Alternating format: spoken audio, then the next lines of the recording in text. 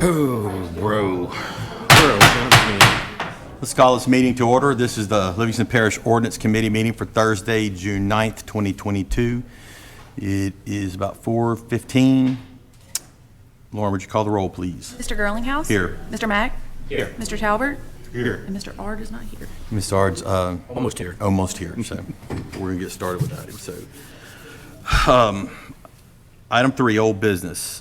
A, required studies and statistical data. Mr. Delat? Here. Oh, yeah. Mark you down. Hey, Joe.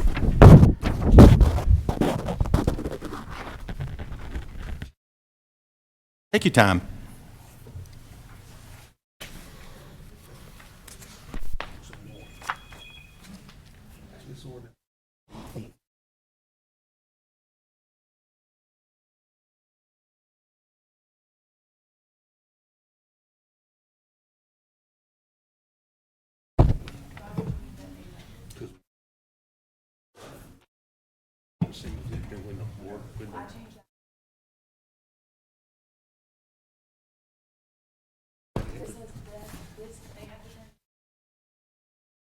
Get on the planning commission.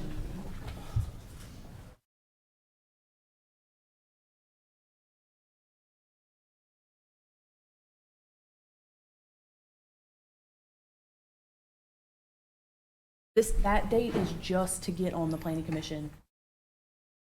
Okay, 2213. Yes. Wait. Yes. Yes, yes.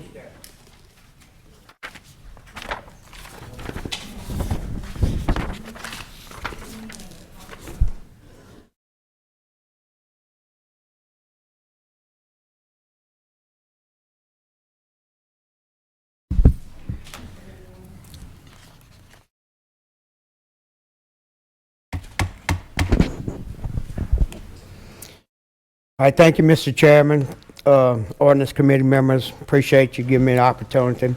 125 3.3 says required studies and statistical data for development. We have been speaking on this for quite a while. I have been promised that the fire department was going to have a spokesman here for the fire protection data. The school impact study, I also was hoping that we'd have a school board person here.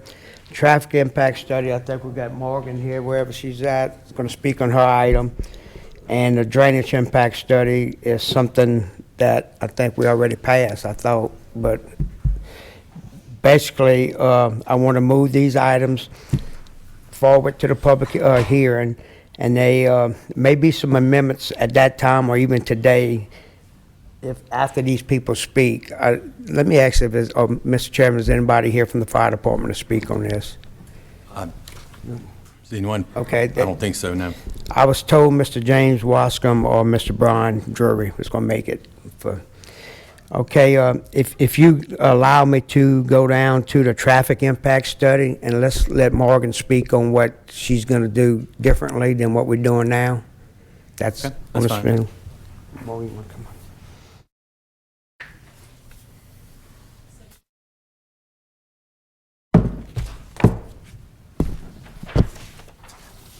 What are we talking about differently? Submission?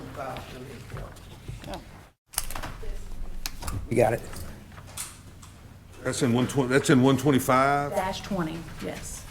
so we gotta go to 125-20. Okay.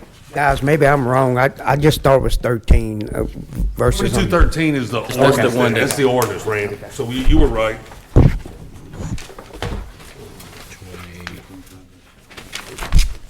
Which is page 25 in that, the thing you got with the binder clip on the top. Yeah. Okay. So before, Lauren, has anything changed since the last time? Okay. So the biggest difference on this is the scope. We're going to require them to submit a scope to us.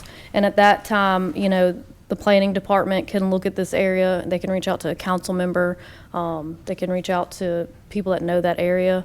And also, if it's already been talked about in the planning commission meetings, we've added that we can maybe ask you to do more than what is just on your threshold levels that we already had. We've already had the threshold levels. So we're basically trying to look at these more as a situational, like sometimes we just know this is a bad area. It doesn't matter that it didn't fall right in line with this. You need to do a little bit more to make this right. So that's basically the only thing that changed. I took out a threshold just because it really didn't do anything, and I felt like they needed to just go ahead and move up. Like there was a little one, and I just took that one out, so they have to do the requirements anyway. So Morgan, can I ask you a question? Excuse me, Randy. Okay, so for example, Lockhart and 16, which is a state intersection, okay? It is a fail. Every time the state has looked at that thing to try to improve it, everything they do is a fail. Traffic circle's a fail, everything's a fail.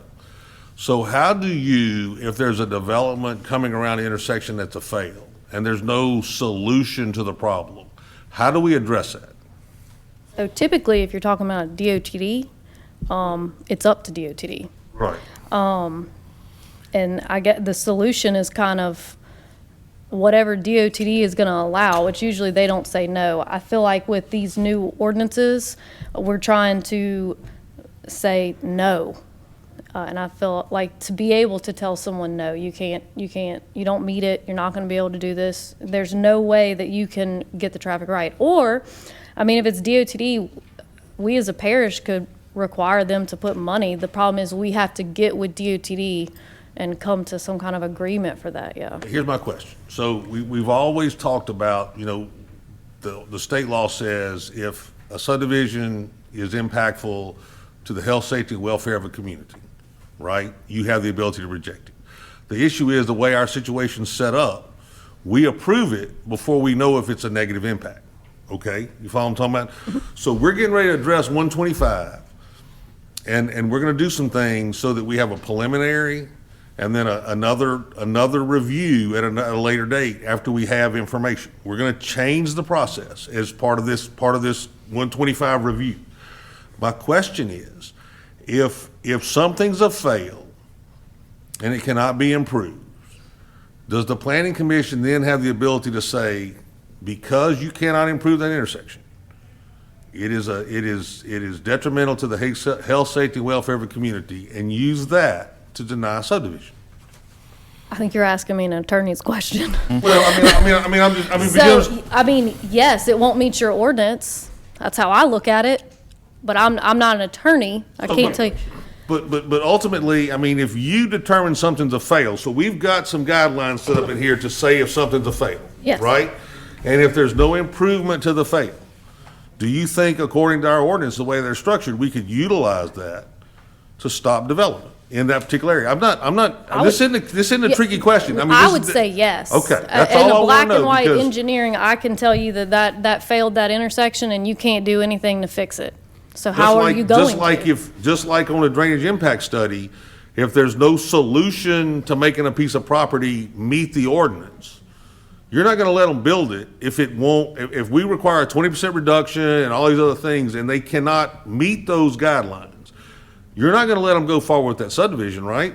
So the same thing would happen with respect to a traffic study. I'm not trying to put words in your mouth, I'm just trying to get. No, you're right. It's just a little different because drainage you can usually make work. You might have to change the design of your subdivision. I mean, ultimately you could change the design of your subdivision and lose lots.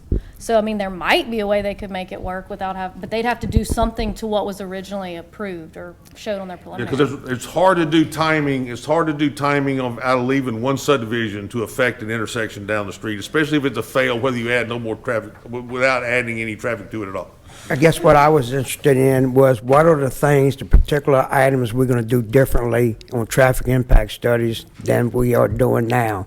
I know we say we're making it rougher, but I'm particularly worried about parish roads with large developments on it. What can we do to make the traffic study tougher than what it is now? And because I've been told that's what we're doing, but I don't see the specifics on what that's required. So I don't think there's, so if you're talking like you're talking about like a width I thought y'all were doing that somewhere else. That wouldn't be in the traffic impact study. Now, they could say if a road was too narrow or something like that, but that would all come, like, the rules y'all want of not connecting to a parish, that's not in here. Okay, I'm just asking one question. We're doing a traffic impact study, and we made it rougher than it's been for 2 months ago. That's what I'm just assuming that. What did we do specifically to make it rougher? We gave ourselves the ability to tell them no and make them make the changes. Yeah, that's the, Gary asked the question, so that, So the scope, when she scope, says, yeah. when she says we can define this, we now can define the scope of a study.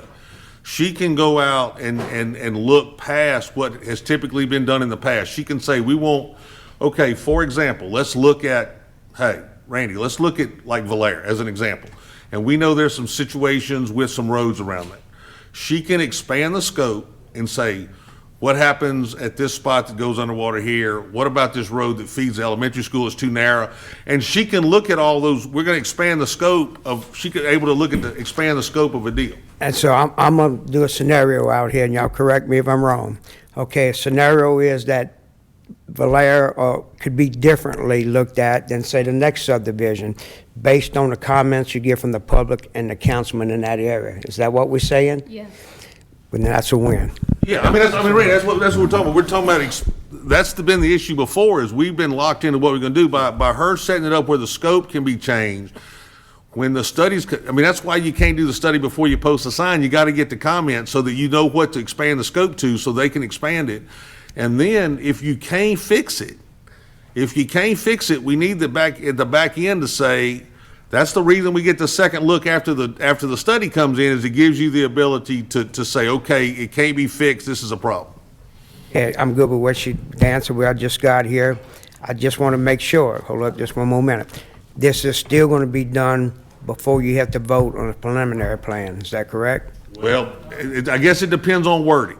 It depends on how we define the wording in 125. Lauren, where in 125 are we changing the way we're doing this? 125-13. Let's go to 125.13 and look at it, Randy. Let's see how it talks, how we talk about that, because that was my question, because it says preliminary. So let's look it right at here. how we define the wording in 125.13. Okay, I got it open. Yeah, it starts, Well, yeah, it's it 13. starts in, okay. 13, page 13. Okay, so stage one happens at the planning commission office. Is that the same thing we have now, Morgan?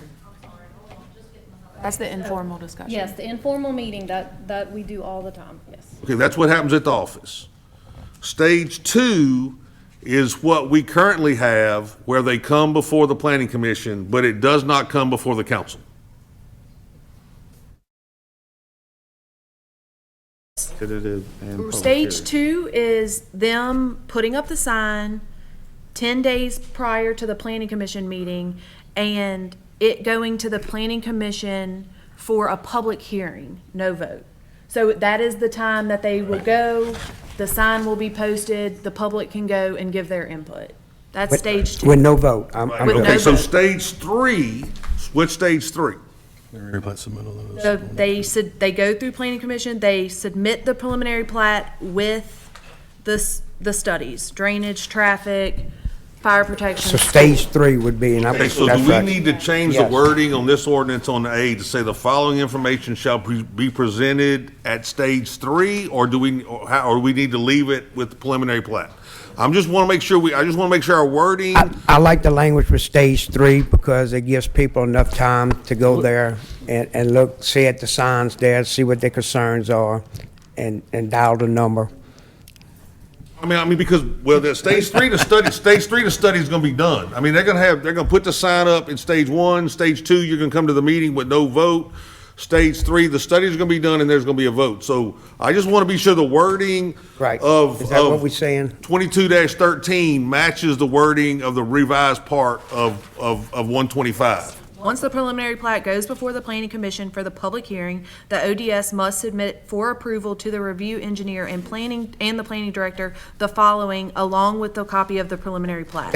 And let me tell you why I think that's better, guys. First, it's like Mr. Lee had said earlier, it gives the people more time to have their input in there, and then you don't have to vote until you have the actual information.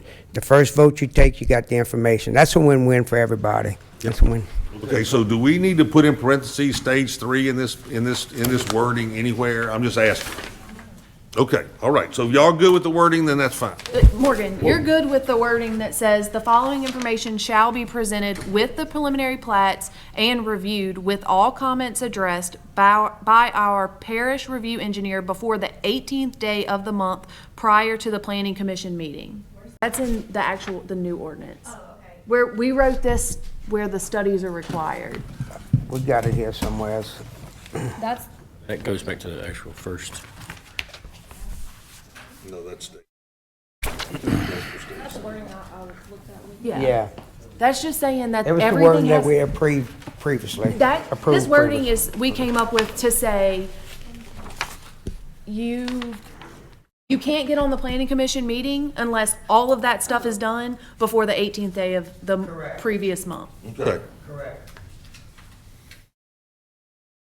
okay, so everybody's satisfied with how this is structured and how it impacts the revision of 125 that we're gonna take up later on today? Is that? But on stage 2A, do we need to make that say working telephone number? Yes. Thank you, Jeff. Thank you, Jeff. I got the sticky note. I got the sticky Okay. note. I got the sticky note, I promise. All right. It's there. Are we gonna require, making are we gonna require an email address also with that? We will get there. Or a website? We will get there. You got that coming? We will- Okay. Okay, All right. okay. We will get there. All right, Just making sure. just, now, I Don't want just, this problem again. all right, so, hey. Yeah. Yeah, that too. Yeah. So that just too. to clarify,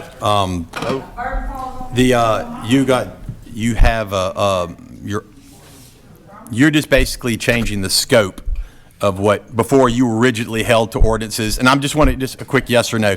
Now you're giving yourself the ability to look beyond the ordinances, so to speak, and go, what's wrong? What's wrong? Sure.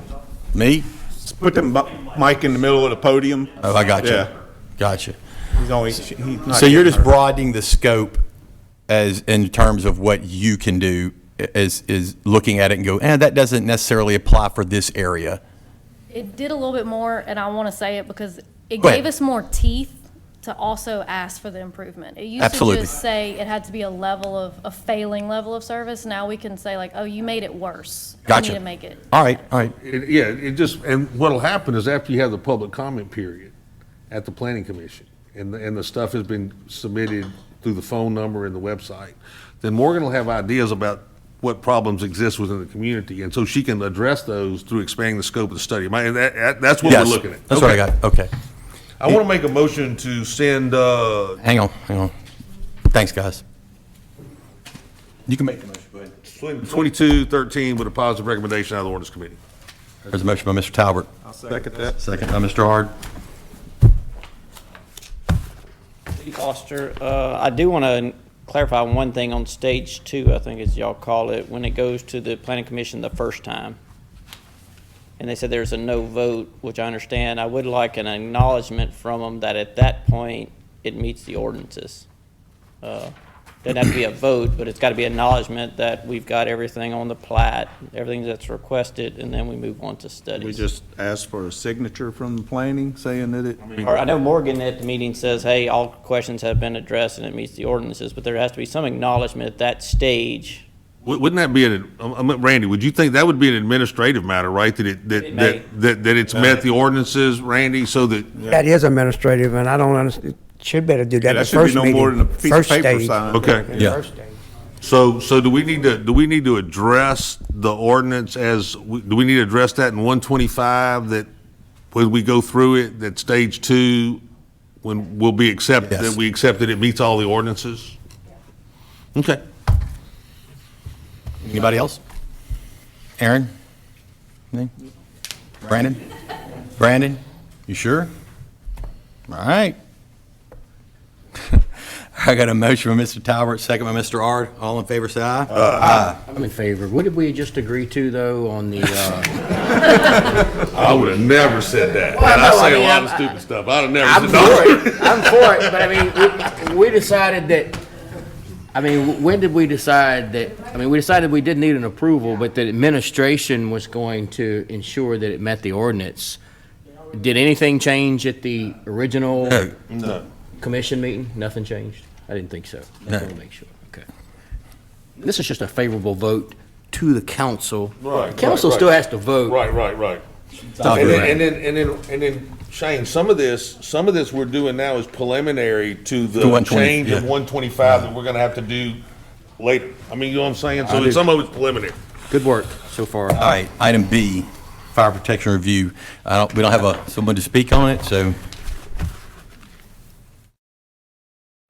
Basically, if, Mr. Chairman, if you allow me and Mr. Talbot to say a few words, without them here telling us what the specifics are, I'm going to ask that we just hold it until they're able to make that report. But basically, what we're looking for is to have fire hydrants. We're looking to improve the fire protection in there. We need to have some water pressures and things of codes that we don't know about. So we can't put them into the ordinance until those people come up here and make their presentation. I'm going to suggest that we don't pull anything from the public meeting and just leave it there until we get that information, and it may be next ordinance meeting or so whatever. defer it to Tuesday? Well, they might come tonight. They might be. Okay. They might show up for the council They might meeting. show up for the council meeting. So, Yeah, we can They- call they them may after be here this, for the see if they meeting. come. And so, I'll call and James. then Randy, of course, what we talked about was just those couple little things that, basically, I think, was it MP 101, 401, what's the number, the fire protection, whatever? I think there's some pressures and volumes with respect to fire hydrant. I think we've identified those. Then there is a base minimum of pressure and volume that if it below that, it becomes out of service. We I think we've understand. got those right. Okay, so do you want to vote to move it forward if they show up? Because if we don't vote to move it forward, we Well, really... it's on the agenda to talk about. Yeah. Okay, I well, don't It's think on no the agenda, votes so needed. we can still hear it, we just not gonna be able to hammer it out. We're just So- not gonna be able to hammer it out here. I got you. Okay, so, anybody else want to discuss this? Okay, so let's move on.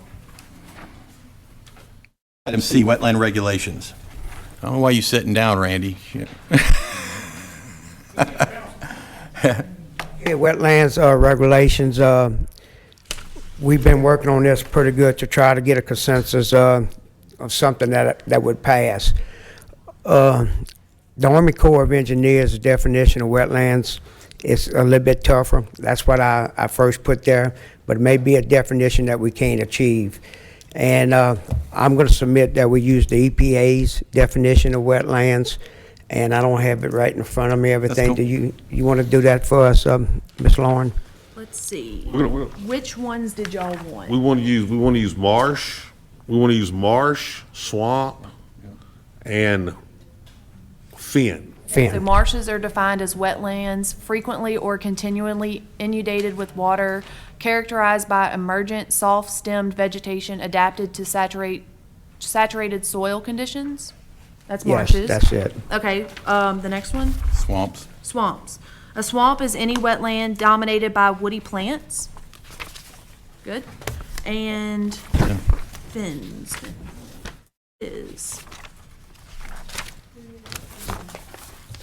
Fins are peat-forming wetlands that receive nutrients from sources other than precipitation, usually from upslope sources through drainage from surrounding mineral soils and from groundwater movement.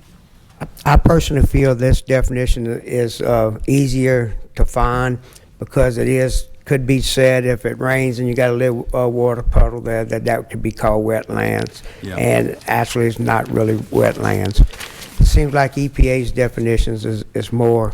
They actually have 4 items on there. I chose not to put the 4th one because when you looked at the website, it said that there was none in Louisiana on the 4th site, so. 4th. Okay. So basically what we're looking at this for 2 reasons. Start off with is because it is a type of wetlands that actually affects drainage. You know what I'm talking about? It's a wetland that impacts, especially in the area with respect to marshes and tidal movement, some of those stuff. So, and then you look at cypress swamp and some of nobody wants to fill that kind of stuff in. So in lieu of using the core definition, use this EPA definition, and then basically the same part of the ordinance will apply in the fact that you don't count. If it's a core if it's one of those three things, be it a fen, a swamp, or a marsh, you don't count it That's for what, density, and you do not get to develop it. You And can't, that's- meaning that we're not gonna let you mitigate it. We're not gonna let you mitigate a marsh or a swamp to develop. Questions? and that's the Y'all might the most know the important answer. part, I know I walked off, but I want to back up what he just said. That's the most important part of this wetland, is we got a definition that is easy to see and to work with. And if you got 100 acres or 50 acres of that fits that definition, none of those acres can count to go ahead. And that was a pretty good win there too, guys. So I appreciate y'all. Go ahead. And Hang Boggs on. was the other one. Might be able to answer some of these questions. So, Boggs okay, was the other so this, at this moment, sounds like this is, a good path moving forward, okay? To identify which wetlands, not develop the wetlands. Who specifically decides if it meets the definition or not? Ultimately, a delineation from the Corps is gonna give you what type of wetlands it is. They're still gonna give you, you're still gonna Okay, have so to the do a Corps- delineation to develop. We're just using the EPA definition instead of the Corps definition, but the Corps still has about 8 different classifications of wetland.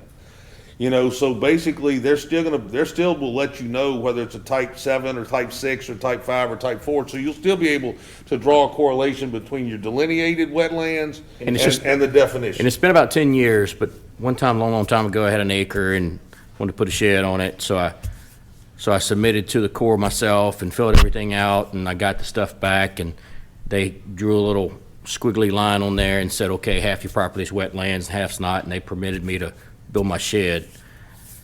But I don't remember them telling me exactly what type of wetlands it was. You're telling me that You're the they guy- do? I could just not remember. The It's guy been 10 you years. hired, the guy you. I did it all myself. Okay, I submitted it. But in this was 1 situation, acre. you're not gonna be able to do that. You're gonna have to hire a wetland professional to make this submittal to the Corps, and he's gonna identify what those wetlands are as he submits them to the Corps. And the Corps is either gonna agree or not agree with his. So I really wasn't developing. What I was doing was building on an acre that was already subdivided. Yeah, and Okay, they- so I see what you're saying. So that really wouldn't apply here at all. But what you're saying is when you're mitigating and you're completing your application, all that kind of stuff, when you receive all your information back, I mean, it specifically tells you what type of wetland you got, and we'll be able to determine, with the review process, whether or not they're gonna be able to. Absolutely, because ultimately, Apply to the what density. the hope of this density thing and this wetland thing is that developers will do a delineation and hopefully not develop in the wetlands at all with the 2.5 density. But what we're gonna do is protect, okay, let's look at some of our neighboring parishes that have percentages. One more question. Okay, some of our neighboring parishes have percentages, and say you can develop 40% of your wetlands. Well, they don't identify whether it's a marsh or a cypress swamp or whatever it is, so I know. they can identify, they can do, mitigate something that we don't want to mitigate. We want to protect those particular areas that are impactful to flooding, so that's why we identify those areas. Sounds really, really good so far. I just got one more question. All right.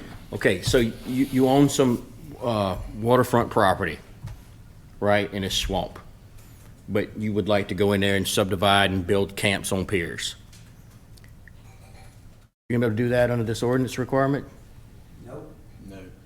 That's gonna be a problem. No.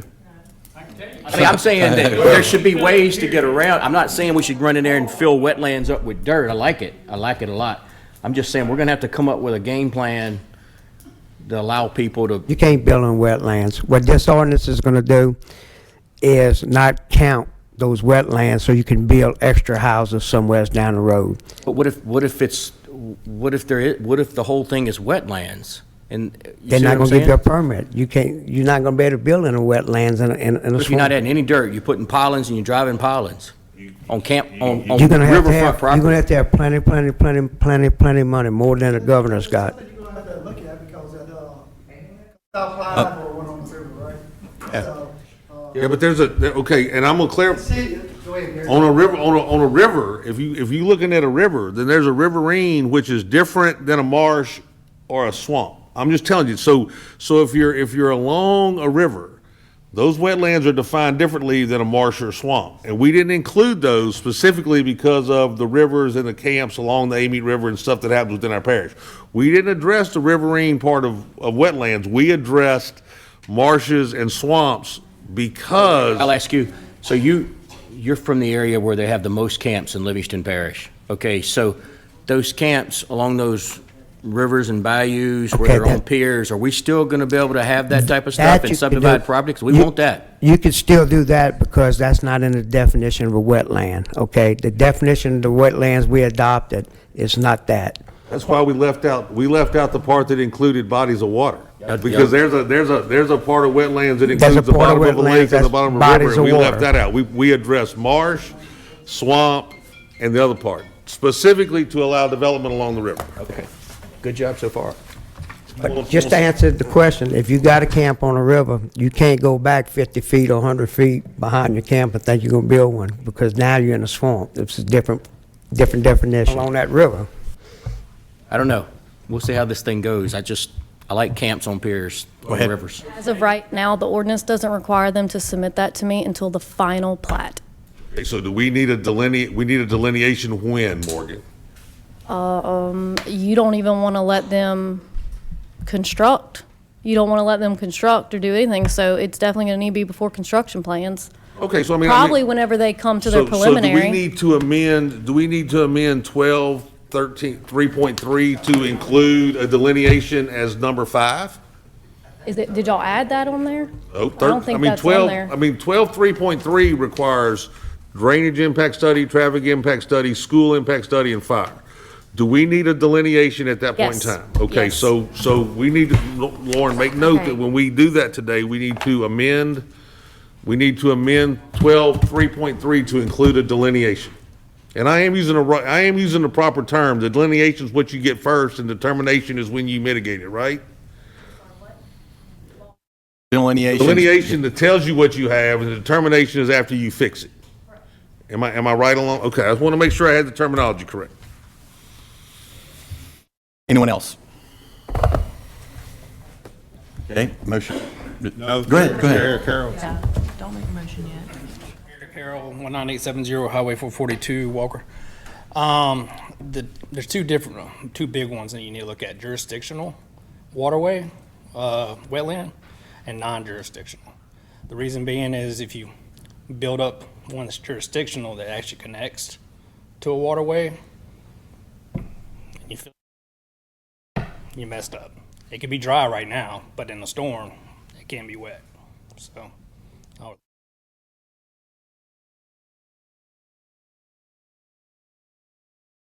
Can anybody elaborate? I don't quite understand. Well, okay, so we define marsh, swamp, and fen. Okay, so we left out like what would be a river. You follow what I'm talking about for development along the river? What Eric's talking about is, let's say we've got a canal that feeds a river. He's concerned if we develop on it. Now, we're not talking about putting dirt in, we're talking about building camps. So we might have to go back and address in certain type of wetlands that you're able to drive piers without doing, but I hadn't done enough research on that to address that We could part always tonight. fix I it mean, we more can come later. back and fix that later date. I mean, that's something we got to look at. I was looking at specifically with respect to how it impacted, Density, right? And Density and this is and just that's all something we about may have to density. tweak, but I'm wondering if we can say it because it's this definition is only for major subdivisions. It wasn't, for a home, an individual home. So maybe that's something we may look at it that way, but it's really going to take legal advice to guide us from this point forward. I agree. Thank you, Mr. Harrell. so is there, so. Need a motion and You a got second. it. Time out. On two things. So we're talking about 2218 that has the wording for the wetland regulations. Can y'all clarify what y'all want that to say? Because this is up for public hearing and adoption tonight. This 2518? Right here. 2218. Right. Ordinance I 2218. thought it was 14. Look at the one right in front of us. No, yeah, 18. 18. Yeah. Total acreage of any proposed development shall not include wetlands classified as marsh, swamp, or fen. As according to, Yeah. what, that's that EPA document you have in front of you. Okay. So it doesn't matter about mitigation, because we're gonna address those. So that's the only sentence you want in No, there? allowed density of buildable lots is based on the remaining property not designated as, I don't even know how we address that, because we can't just say wetlands and previously mitigated wetlands, because we're gonna address other stuff that we're not intending to. I think everywhere we say that, we've got to use those three terms. Okay, so allowed density of buildable lots is based on the remaining property not designated as marsh, Swamp fence. Or fen.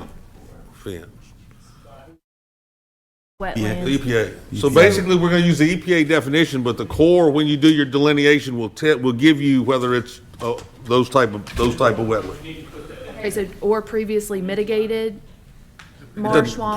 Previously That doesn't mitigated, doesn't matter? matter, Okay. because it doesn't matter if it's been mitigated or not. If Okay. it's gonna come out in the delineation, what it is.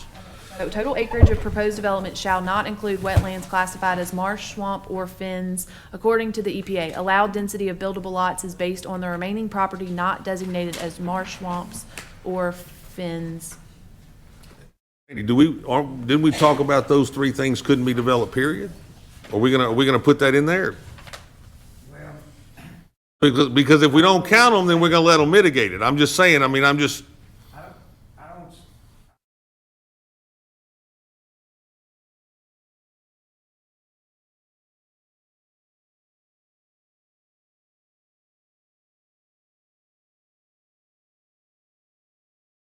Okay, so let's go ahead and, at this point in time, because we're not gonna let them count it, we shouldn't let them mitigate, so they can't build on it. And then if, We'll adjust it then, yeah. and then Then you can adjust it. we can after. adjust it Yeah, we'll later, just but come let's- back and adjust it once But we right get off it. the bat, I think right off the bat, we need to say that it's not buildable.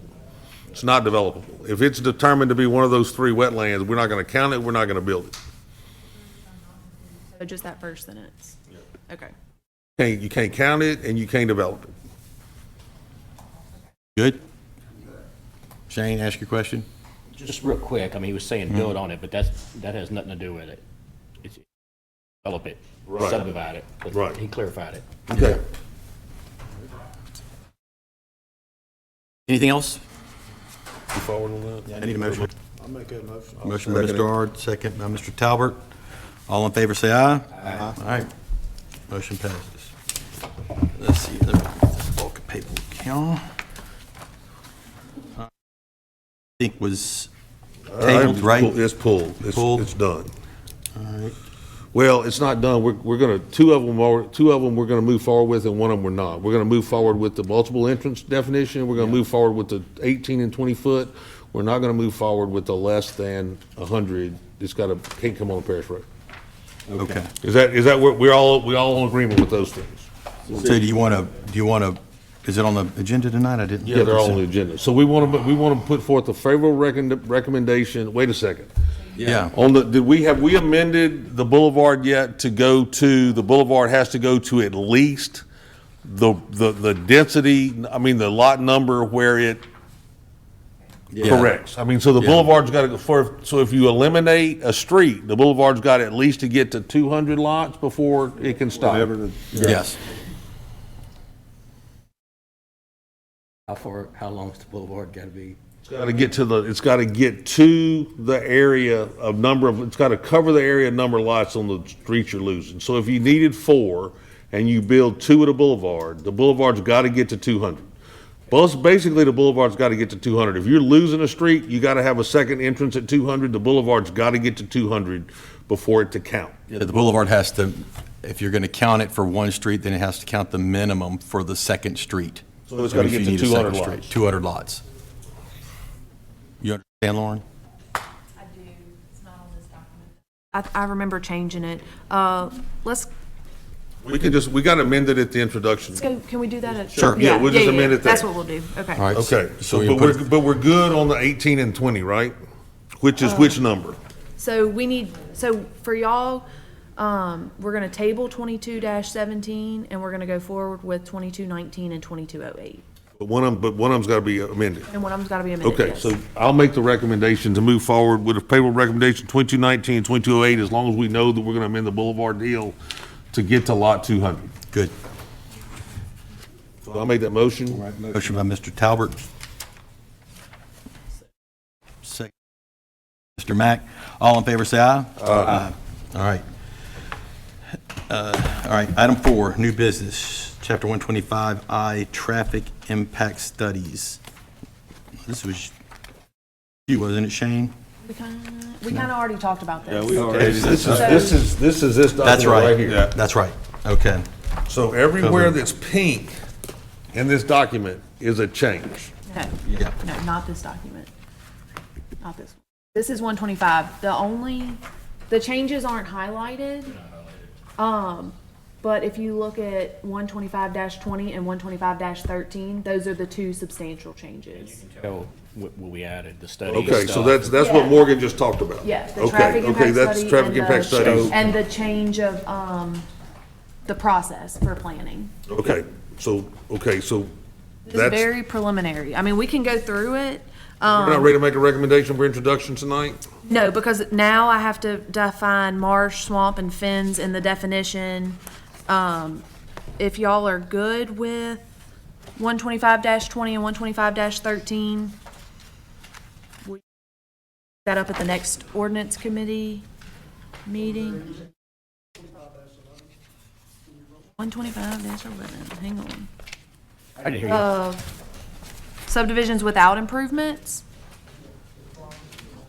The only thing that's changing is we're requiring them to, put the V-shape sign. Okay, so that's the change in that. Minor subdivisions, What, you want to discuss it? Yeah, come on.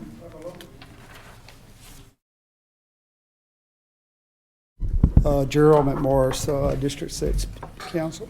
So if you read 12511, at our last ordinance meeting we had, it was a total disgrace to our communities, for especially a guy that owned the property. A sign was placed on his property that the developer put on to promote his subdivision. So, and then a name and number come about. And one of our fellow councilmen said, well, it don't have to be a working number. I don't agree with that. I think it should be a working number, and I think it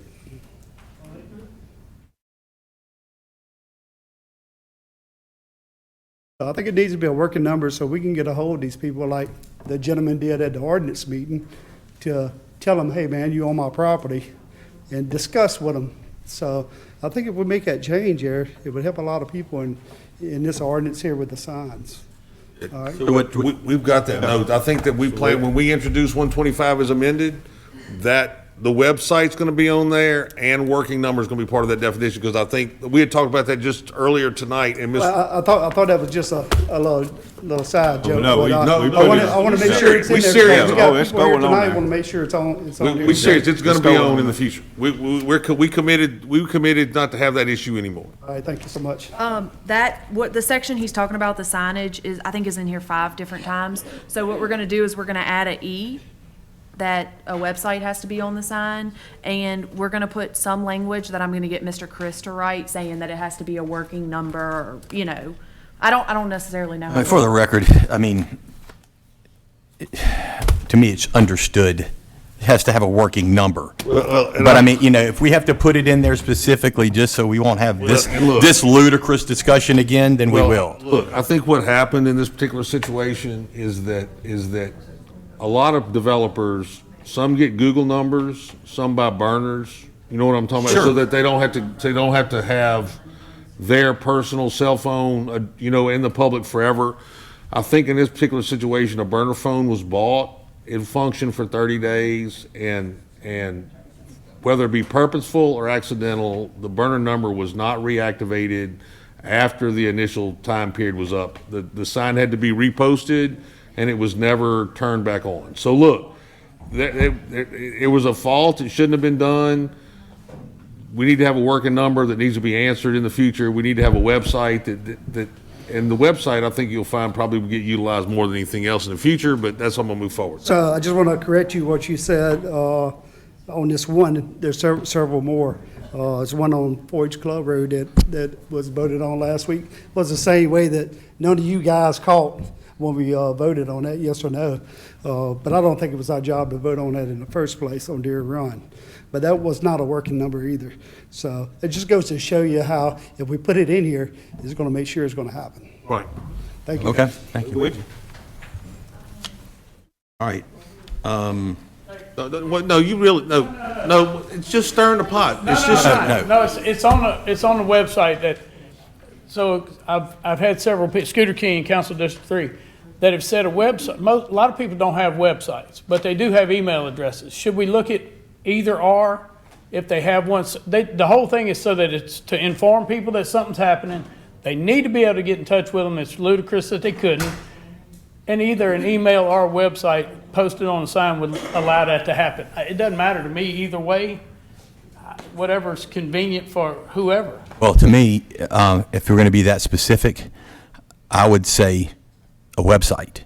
I mean, if you can build a development, you can afford to have a website. And they're free. I mean, you just post Yes. It's no big deal. I just want to say, because I review these, there are some people that are not big developers that develop like a little.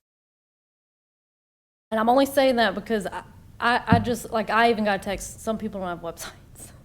But y'all can keep it a website, they'll just have to make one. They'll have to make a Facebook page or something, I guess, because some of these people just don't have a okay, website. so Morgan, if we allowed something other than a website, what would be your recommendation?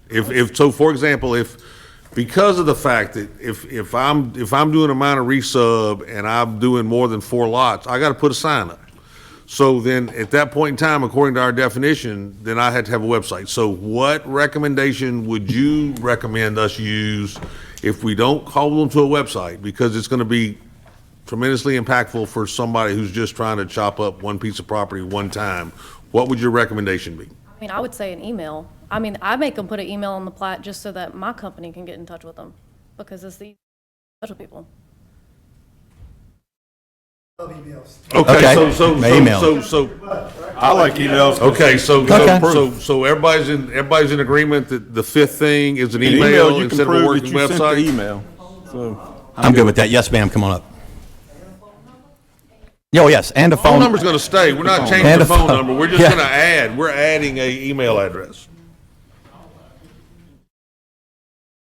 Deborah Blunt, 19020 Blunt Farms Road, Livingston.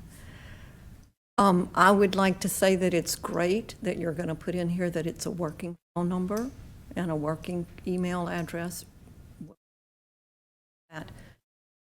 But I don't know that you can write an ordinance that's going to cover every specific possibility that might come up. You can't. And I think as the ordinance was written, it implied that the number should have been a working number, simply by requesting that a phone number be put on there. Absolutely, I agree. I think, I don't know that it matters here now at this point, but I think that that plat should have been denied by the Planning Commission based on that. I mean, you cannot, because that is part of the ordinance that it has to meet, that it has a telephone number on the sign. Was it not? It was was the deferred. developer asked to defer it, and the planning commission had a motion to defer and a substitute to deny, and the substitute to deny did not get a second, so they voted on the deferral, and that's Okay. what passed.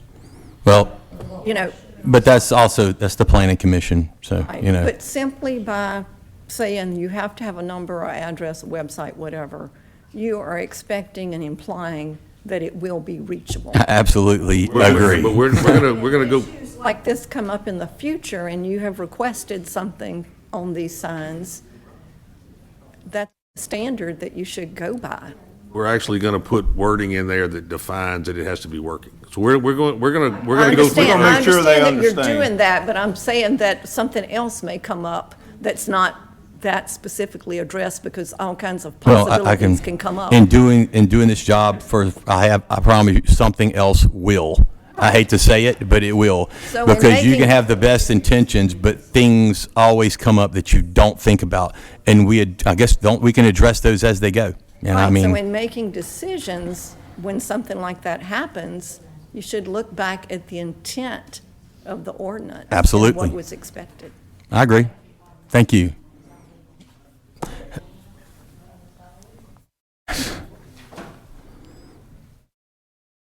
Scott Lobel, 18052 Louisiana Highway 444.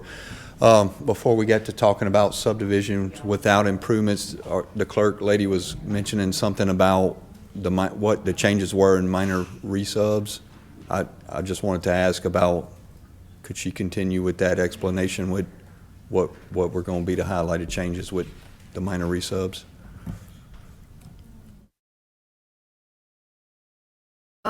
The only change in minor resub is the sign. So that sign blurb is throughout the ordinance 5 times in commercial, multifamily, with improvements, minor subdivisions, so 5 times. So they're gonna require a V-shaped sign, so you can see it from both sides. So that's the only change. And Scott, There's one other thing we need to talk about on that. It was brought to my attention, I think Mr. Lee told me, on a dead-end road, we might want to have it to where it's perpendicular with the road. You know, at the end. So if you put a V, they might not see it. Yeah, so.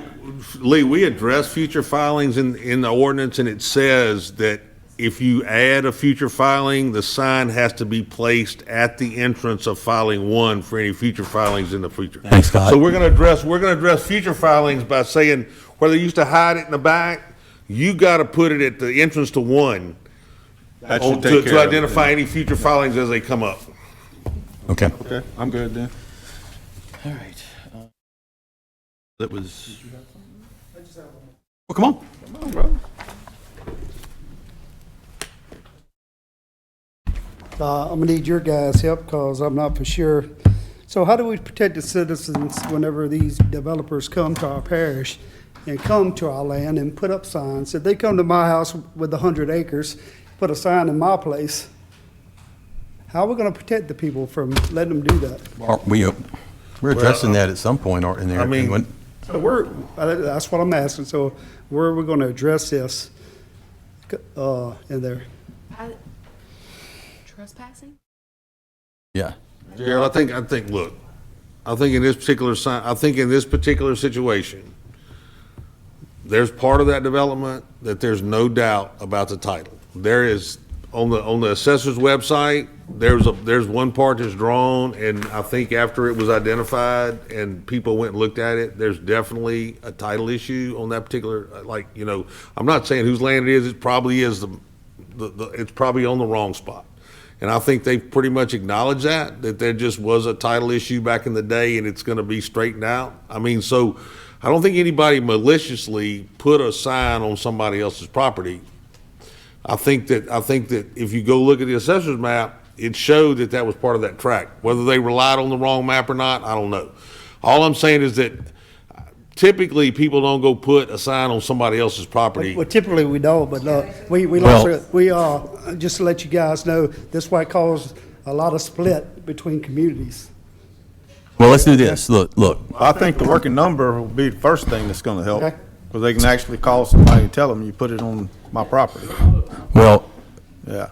we can write an ordinance to, Yeah. so let's. That's my best thing, even if it's an argument, who owns the place. This gentleman here was the other night, he had all the documentation telling us, hey, man, I own this. No, I paid you the taxes for this. Nobody would listen. Who's right, who's wrong? I don't, look. Go ahead, Lee.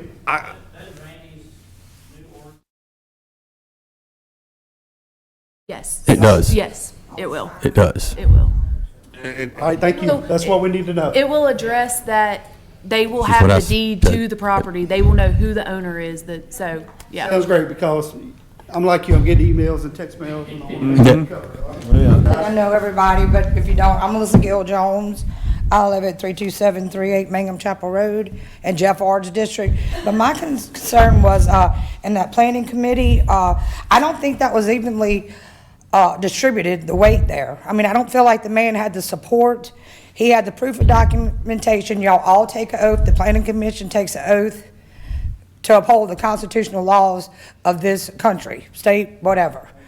Possession's 9/10 of the law. He lives there. He is that guy, whoever's buying, I'm not sure. But this gentleman's lived here, and it should have stopped then until that was resolved. That's the way I look. And somebody, I feel like from this parish, should have helped that elderly gentleman get his stuff straight. I mean, the burden fell on him, and I can promise you, in the areas down there, most people wouldn't even went to court. They would have never made it off their property. I mean, you have the right to protect your own property. And y'all have a right to uphold the constitutional laws of this country and this state.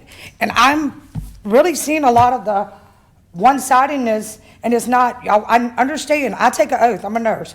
I have to take an oath, I have to follow a physician's order, I have to follow laws. I have to carry malpractice insurance. So I know the risk, so does a fireman, so does a EMS, whoever. When they take the job, they know the risk could be, if I give this patient, don't give this patient this medicine that this physician has ordered, and they're allergic to it, then I'm not following a physician's order. So I could be at fault, not following the law. But also I have an oath to do no harm, and if I know this patient is allergic to it and it's gonna kill him, I mean, I have a decision to make. It's a choice I make every day. And I felt like that man was not, it ain't about the subdivision. I don't even live over there. But I mean, I see little by little, I can understand. I felt like if I got on Facebook, I tried to do anything to raise awareness that you guys were getting sued. I have no protection. I don't know what to say about it. But what we can't have is people that live here, because y'all take an oath to protect people that live here, represent us, and uphold the constitutional laws. Now, whether they got a second owner or whatever, but, I mean, everything I read in this home rule charter, everything I read in their oath, I mean, that's first and foremost above anything. Not that it means much, but I'm just gonna let you know that. And I don't care whose proof of ownership is what, or if they have a survey or not. But, I mean, nobody puts boundary markers on their place and somebody come over there and put a sign. That man ain't running all over the country. Sometimes we have to assess the situation, the intent. Was it? But we agree. That's why Yeah, we're gonna I mean- fix this. Just asking. We agree. I mean, We agree with you. Some We're people gonna fix apparently it. didn't. I mean, I watched the planning committee there, and I mean, it's forced down these. If you're gonna go to court. I've heard about four of y'all's co-councilmen, or Shane too, getting sued. I don't think y'all not representing us very well like that. We want to see unity, and we want to try to get this done the best way possible. I mean, it's not about that. I mean, I'm family with some of these people. Jeff, I've known you. Tracy, I've known you. I know where your heart's at. But we're not seeing it. I'm telling you, I watch every council meeting, whether I come here or I don't. I do not see that anymore. And it's like split and this one high-fiving, and that's just bogus. Y'all working with our money, That's the way I feel about it. What's gonna happen when your dad gets too old to do anything? You gonna go protect him? You wouldn't want that done. That was undue stress and unnecessary. We used to have respect for our elders in this community as well. That's all I need to say. Tonight, right now.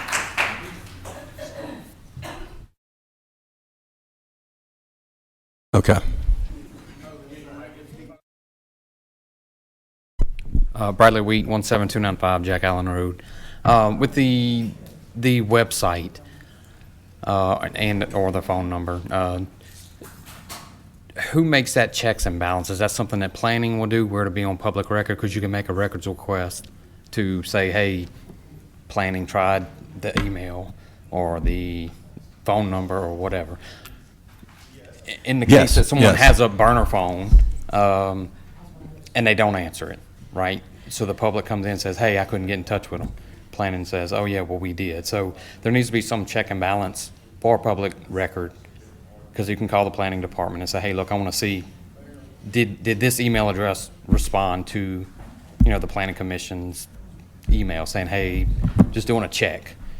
or phone number or whatever. There needs to be some checks and balance. That is public record that can be pulled Yeah, I mean, to address any questions of the, you know, the citizens. Because if someone, I mean, anybody can make an email and never look at it. I mean, you can have 100,000 emails. I know some people with that. So there needs to be some type of check and balance to where it says, hey, yes, we approached or emailed this person and they responded. So it is a good working valid email. I guess as far as the email goes, you could CC yeah, I mean, you could, I can see what you're saying. Right, In the but as long sense, as in the it's- sense of they might just say, I never got that, or they don't check it, and, Or in the case, hey, I can't get in touch with you by phone, I'm gonna send an email, hey, you're on my property. Special case, right? You're on my property. I need to talk to you. No response, nothing. It comes to planning. This person may live out of state. They may not be able to come into the meeting to, like the last one, and defend themselves. There needs to be some type of check and balance for public record where the planning commission says, or, you know, hey, yes, we tried contacting, and yes, we were able to get them. This is our, I mean, it protects the planning commission as well, you know. understood. Yeah, I agree. Lauren, did you have something? No? Randy James is about to be here, and Joe just stepped in too, so we could probably get both of them up here in just a second. Do you guys want to cover? If we can talk about it before we talk about it, before the regular meeting, we better off to get it hammered out. Okay, so we'll go ahead and go to, item 6, zoning. Did we not push it through the last meeting, or were we just having a general discussion? The governmental body, go ahead. General discussion, Shane requested it. So I put the first zoning ordinance and the one that is coming up for. Okay, go ahead, Shane. Yeah, just real quick, guys. So, trying to put forth an effort to get my map created, introduced, and adopted here pretty quickly. And I was reading the definitions of the classifications within the zoning ordinance that we passed a few months back. And I noticed that for R1 definition, that it basically gives the definition of agriculture. I think it was just a simple technical error or graphical error. I think that needs to be corrected. But to be honest with you, it's been so long ago, I can't remember what the R1 definition is. So somebody's needs to do a little research, and we're gonna need to introduce an ordinance with that corrected information. I guess, wherever how y'all feel like we ought to fix that. Okay. Go ahead. Hang on. Go ahead. Shane, what they told me, I seen the same thing, and he told me agriculture means that you can zone that property as 1 acre lots, 2 acre lots, 3 acre lots, whatever you want to do on it. That's what he told me. That's why it was that R1. I don't think that's true. That's not true. He must have miscommunicated that, because it says right here, all lots will be a minimum of 3 acres under agriculture. We might need to get that clarified. 3 acres. And Rural then- is 1 acre.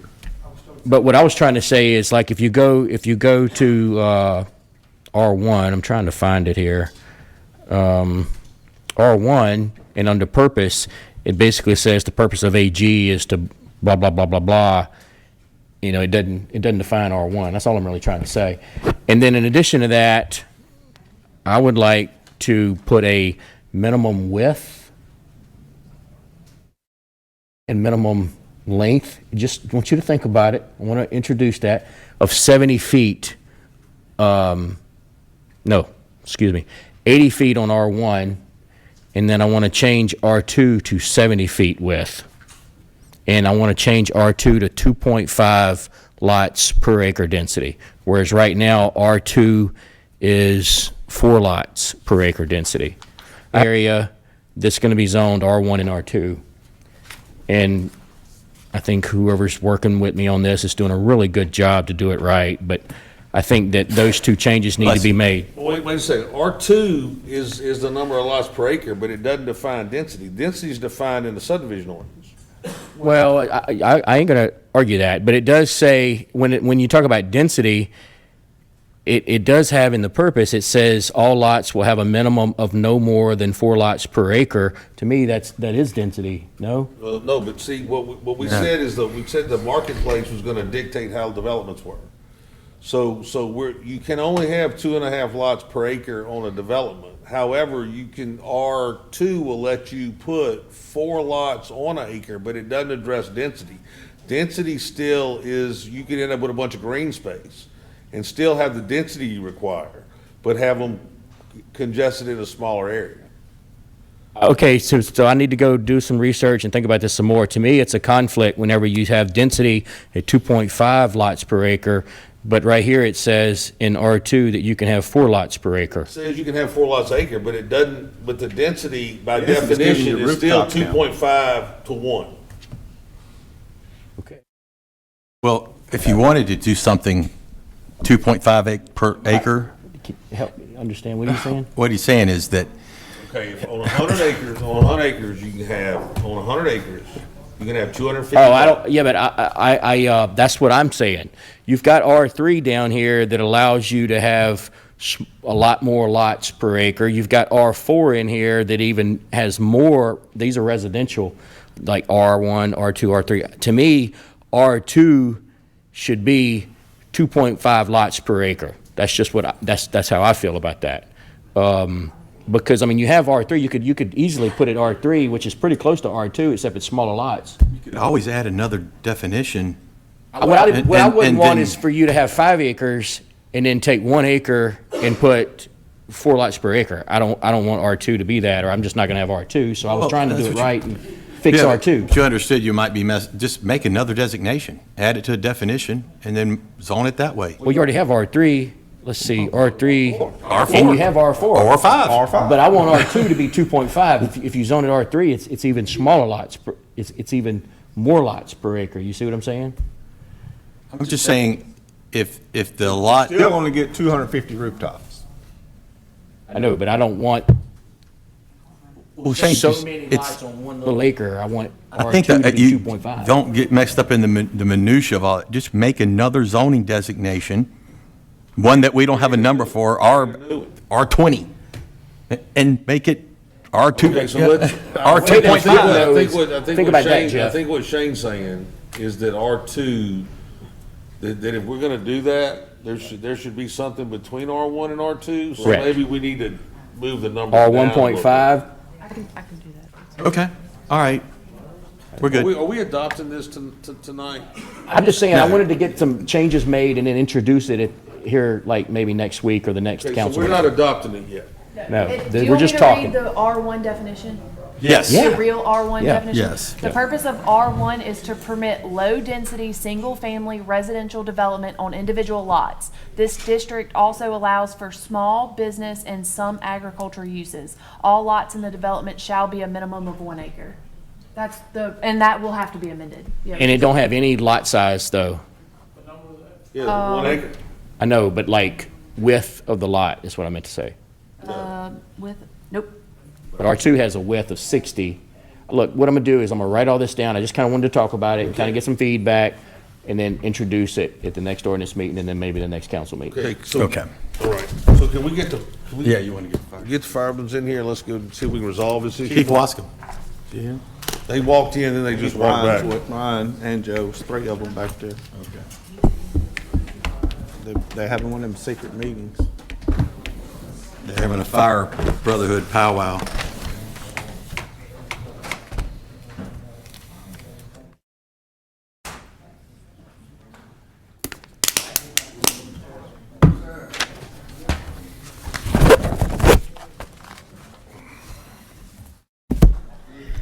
Thank you for coming, Chief. Y'all know what the ordinance says? Which ordinance? The one that we, give him the ordinance, let them look at it. And then let them tell us what, It's actually in both of them. Yeah, I got a magnifying glass. want me to hold it? Here, I got it. Here, right here, you can read it. Whoa, no. You can read it up here. Want me to read it? Hey, we're gonna read it. How about we read it to you, James? Okay, Lauren's gonna read it to you. All right. Fire protection review. A, the owner of any new development shall provide a letter of adequate flow, capacity, and pressure for fire protection from the applicable fire district. Subsection A, adequate flow and pressure shall be defined as 750 gallons per minute at 20 pounds PSI. B, if adequate flow, capacity, and pressure cannot be determined, a letter shall be submitted stating there is a failing level of service and shall be accompanied by a plan for fire protection signed by the applicable fire district. Subsection A fire hydrant shall be deemed out of service if it produces less than 500 gallons per minute at 20 PSI. Read the next part. Be it further ordained that the provisions of this ordinance shall take effect only upon approved alternatives of fire protection, only upon approved alternatives of fire protection are enacted by the parish council. Yeah, so I'll have to reword that. So basically what it says, James, is that this is the ordinance, but until the council and the chiefs get together and come up with a list of alternatives that the developer can go to, this ordinance doesn't take effect. Meaning that, you know, we know you don't want dry hydrants, so we know that's part of it. But, you know, wet hydrants, you know, like if we're using the retention pond with a pressure pump and hydrants throughout the deal, or whether it be a tank or number one goal is to improve the current fire hydrant system, and then we'll come with alternatives. We want to be sure those are by ordinance, so that when A doesn't work, then they go to B and they have a list to choose from. That's the only thing that we were saying. Now go ahead and say what you got. Well, I'd like to get Brian and Joe to come up here with me as well. We all have opinions on this, and we haven't all got together. Okay. And I think that's the first thing that needs to happen, is we all need to sit down and come up with some solutions. I can't put that down tonight. You know, I'm not prepared to. Oh, I understand. And I don't want to give you information that may not be correct. So the first thing we need to do is we need to get together, the council, the fire chiefs, and work this out. Come up with some options. But my question is, this ordinance as it's written, is there any objection amongst the three of y'all? Right, it's in accordance with NFPA and it's in accordance with AWWA. Yeah, go ahead. Come on, y'all come on up. Let's, everybody, y'all stand up here and get up the. I'm not used to being the right-hand guy, but I'll take the right-hand spot tonight. Put me in the middle.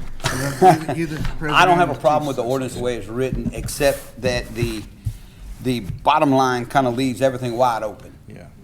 For now, I mean, we're kind of, yeah, okay, well, this is what we're gonna do, but we may never do it. Well, but if we don't meet this. But here's the deal. If we don't do anything, if we do this, then all of a sudden there's pressure on us resolving the deal so we can get it. I mean, what I don't want to do is create a situation like we did with animal control and say, we got this ordinance, until it's funded though, it means nothing. This is a situation we need to resolve. And if Randy wants to defer it, but I think what we want to do is we want to move forward to let people know that this is our intent. And now there's pressure on y'all coming to us and say, okay, these are alternatives that we think we can work with. That's fine. We like working under pressure. Yes. Yeah. I mean, I'm not, I mean, you know what I'm saying. The higher the pressure, the better the flow. As long as it's adequate pressure. As long as it's adequate pressure. There you go. We have a fire chiefs meeting, either it's gonna be on the 21st or the 28th. Something like Man, you that. make Something like that. So we're gonna get together with the rest of the fire chiefs in the district, in the parish, and try and come up with a consensus of everybody. Now, we know there'll be some discussion, and, you know, we're gonna try and come up with an alternative plan. If, you know, now, you're gonna have to bear with the fact that if water's not far enough away, they're gonna have to go get the water. I mean, I'm not gonna sign off on saying, I'm gonna give you an alternative plan if water is a quarter of a mile down the road and they just don't wanna spend the money to go get it. And here again, what we're talking about is ultimately what we want is fire hydrants. I mean, ultimately we want fire hydrants that are pressured up. However, you got water companies that might not allow you to do that situation. If you can't get the water company to get to that point, then you got to have alternatives they have access to. That's all. That's all we're saying, is that, Well, I'd like to define the alternatives here maybe, or if that's what we need to do. That's what we're looking to That's do. what I mean, we're we looking know that dry hydrants is not acceptable, and I understand that situation because it's basically a water shuttle, except we're sucking from a pond. And so I need a truck, so I need an extra truck over a shuttle where I'm just hooking to a fire hydrant. And more people. Yeah. Right, so we understand that part. But we could, these developments have big ass ponds in them that have water sources. So whether it be that or a tank or whatever. Now, we know that, the commercial deal that's coming up in your district is a tank. It's a 300,000 gallon tank. I mean, so they're different alternatives. We know that tanks and that I don't know of any other alternatives, but if y'all have them, then let's talk about them. Well, we need to sit down as a group and discuss it. Yeah. And put pen to And I agree with that, but I that's, think we can make something happen. And we got plenty of time, y'all. We just gotta keep this at the public hearing so it keeps going. And we adopt it. If they agree with the language now, we come back, we make the amendments on the alternative. There's one more thing I wanted in there that I don't see anything about the fee. It's they're volunteers, but the developer could pay the fee for this. I don't even know what that would be, because they taking time off, those volunteers, to go do that stuff to make sure that it abides to the ordinance. It might just be a $200 fee, I don't know, but I think, Randy, I think they gotta come to us and tell us that, but I think Right. ultimately what you're gonna see in the future is you're gonna see these developers hire an independent person to go in, kinda like happened at a commercial thing here recently. They're gonna hire a company to come in and do an evaluation and make recommendations so that we'll have, they'll have something to hang their hat on. I mean, correct me if I'm wrong, I got a question. Hang on, go ahead. Well, I mean, I gotta jump in there, I don't get to talk. Well, you'll get to talk. Would you answer? I just want to make clear, and everyone on the board has already proven that they want the same thing, is that we have a good ordinance for the fire protection that we can live with. Some of the districts have more money than other district, more resources than other district, but it doesn't matter where you at. If that fire chief says he can provide that fire protection, that's good enough for me. If he says he can't, I want to give him what he needs to do that, and that's what's got to be an ordinance. And agree. they're going to come up with that. Shane? Give us. The only thing I wanted to say, and I mean, maybe I'm not comprehending correctly, I know y'all probably been working on this and talking through this, but to me, the way I read this about the be it further ordained that the provisions of this ordinance shall take effect only upon approved alternative, to me, the way I read that is that this is not effective until you come up with the alternative. Well, yeah. So, I mean, Correct. And that's the way we're reading. we're going to it. introduce this and adopt this, knowing that it All doesn't we really gotta do mean is add anything the until alternatives. after we get the alternatives? Define those alternatives. Yeah, we're just gonna introduce it, that way we can sit down with the fire chiefs, come up and define what the alternatives are. Problem is, And don't take, If guys, the don't take this. alternatives are never agreed upon, the ordinance is null and void from Jump Street. And that's the issue some of us have with that too. So ultimately, here's the deal. Here's where we're at. So the way this ordinance is written, if you take you take the part of be it further ordained, then basically, as if I got a development in District 5, Joe got to sign off on my alternatives.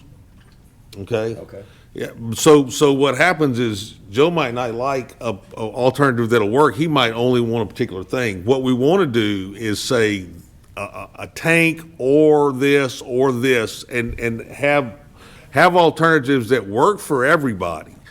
And it might not be the guy's favorite, but we're going to at least identify what are acceptable deals.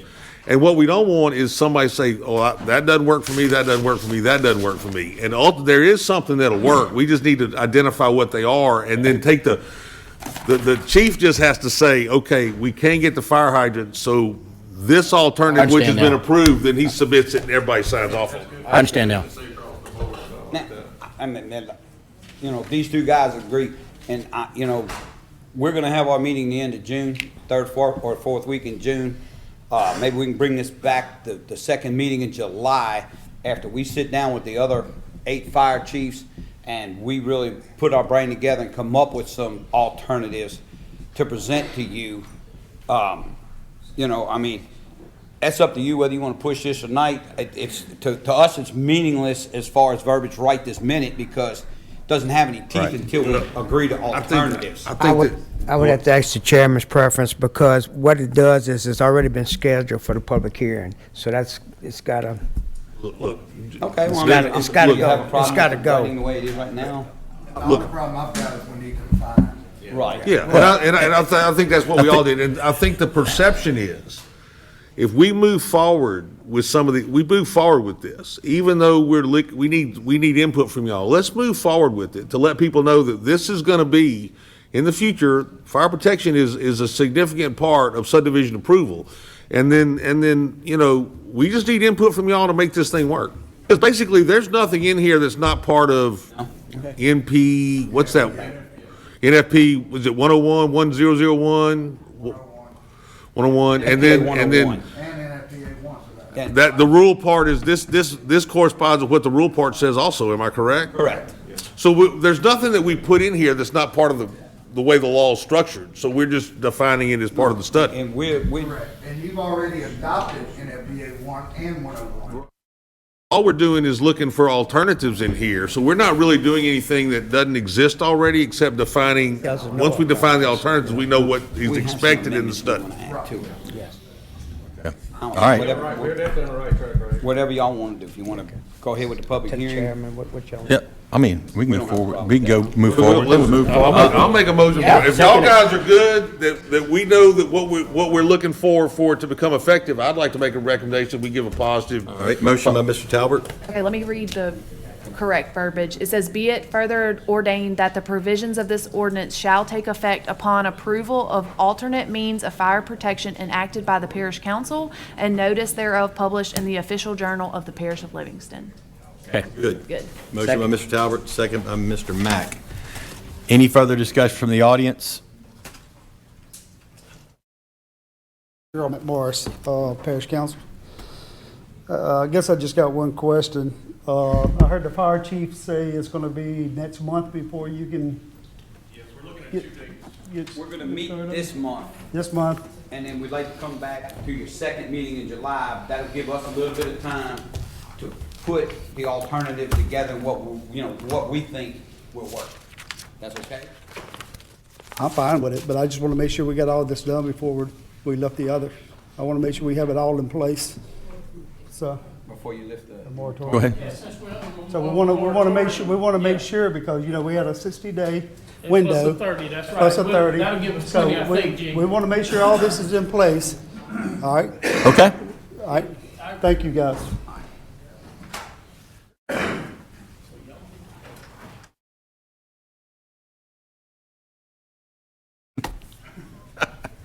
Scott Lobel, 18052 Louisiana Highway 444. One thing that I heard you guys mentioning as a secondary fire protection was doing something like maybe with a pumping system or something on a detention pond. And my question is, who is going to maintain something like that? Because it'll be a hell of a time to find out when a house is burning down and you go to this secondary type pumping system that those pumps do not work. Kind of like what That's gonna have to happened. be that discussion we have with That's them. part of that ordinance thing. That's, I mean, that's why we can't just say this is what we're gonna do, because we need input from them on how we're gonna resolve some of these issues. And I understand that, so I just want to be able to bring that up, that hopefully whenever you guys do meet, that is obviously taken into consideration. That was part of- There's no way of us knowing. That was part of that discussion. That was part of that discussion, Mr. Lobel, when we met over at the health unit, when we had the first discussion. We talked about the initial phase with fire protection, how we were gonna address that with subdivision. That was part of the initial discussion. All right, appreciate it. All right. I'll make a motion to adjourn. Anybody else? We gotta vote on that. Okay. Okay, motion to move forward. Motion by Mr. No, we gotta vote on the little deal. Yeah. To send this to positive. Oh, yeah, I recommendation. seconded that. All right, motion by Mr. Talbot, second by Mr. Mack. All in favor, say aye. Aye. All opposed? All right. Make a motion to adjourn if we good. That it. Let's go. Motion to adjourn by Mr. Talbot, second by Mr. Ard. All in favor, say aye. Aye.